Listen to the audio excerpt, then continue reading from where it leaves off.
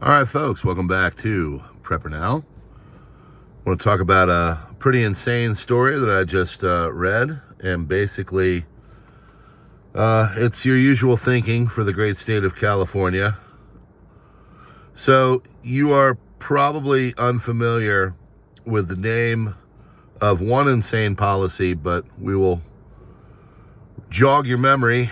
It is AB 1228. That was the $20 an hour minimum wage for fast food workers.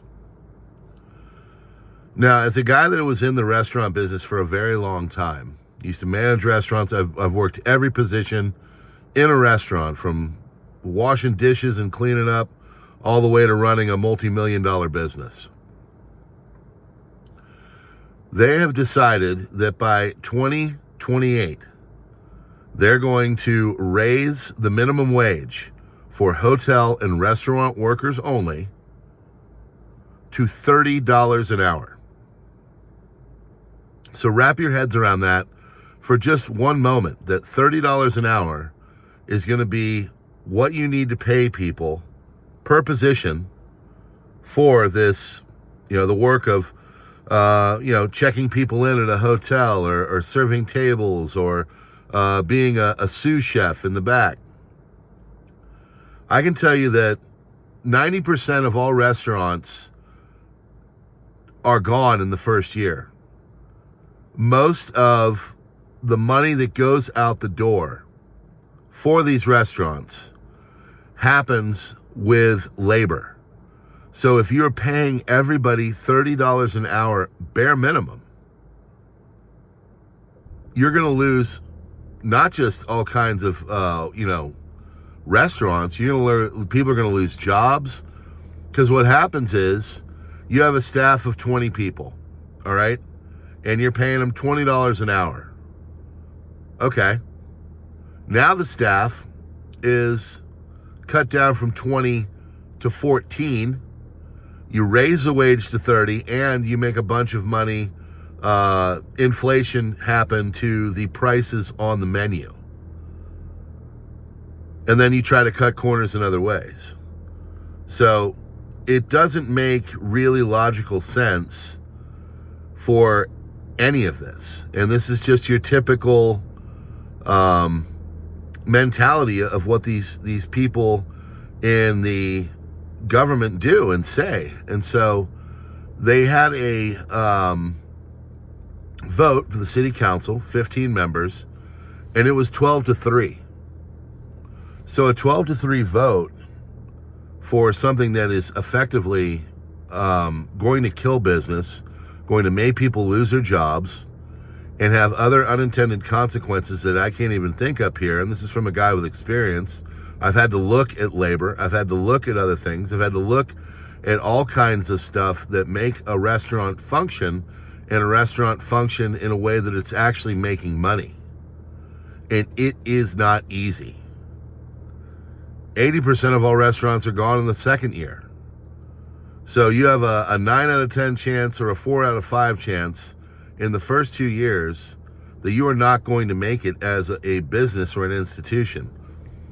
The other thing that's going to happen is you've got all these other, restaurants that have functioned, have done the best they can. And this is through other, insane policies too. This is through them saying that they have to have paper straws and things like that. And you can't do this and you can't do that. And your water's got to be here and your electricity's got to be run like this.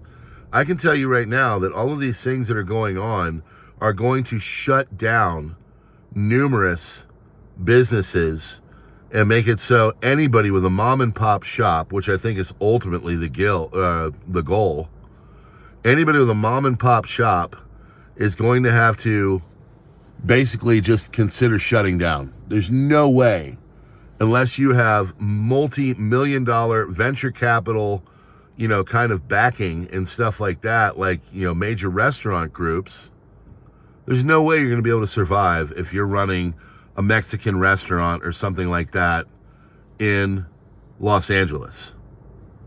So this is going to be put into place. It's going to lose jobs. It's going to kill business. The other industries are going to be like, well, if they're getting $30 an hour, we should get $30 an hour as well. I mean, the whole thing is absolutely economically insane.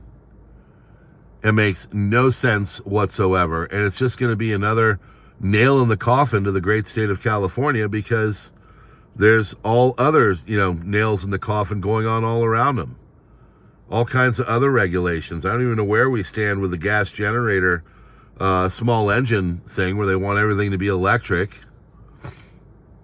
So they have all these aspirations and they want to do things, but they just keep doubling down on dumb.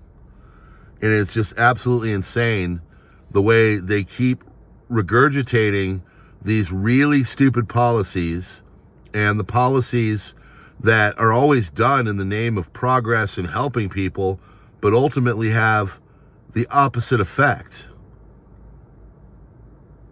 So if I were you and you were in the restaurant business in California or whatever, this is going to sound great off the top, but you mark my words, if you are any kind of a new employee or any kind of a lower employer and you're not doing things that are very critical to the business, you are not going to be employed in 2 years.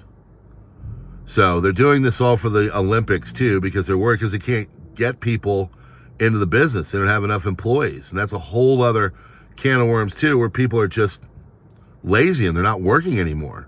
So when you create this entire welfare state around, your state itself, and then you expect people to come and work when you have big events like the World Cup and the Olympics, you've effectively set yourself up for failure. All right, friends, you like what we're doing here? Hit the buttons and stuff. Links in the description. Thanks for joining us here in PrepperNow. We'll have another one in a few hours. God bless.